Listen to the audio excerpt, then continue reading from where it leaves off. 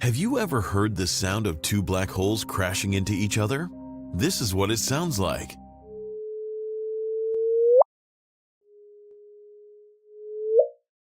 When two black holes are locked in a binary system, they get closer and closer because of the energy lost due to gravitational waves.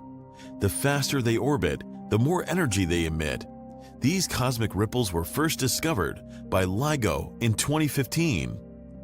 Both the merger events in this soundtrack were different. The first one involved black holes, 29 and 36 times the mass of the Sun, while the second one had black holes 8 and 14 times more massive than the Sun. So that's why their gravitational wave signals differ. And eventually, the sound they produce also differs.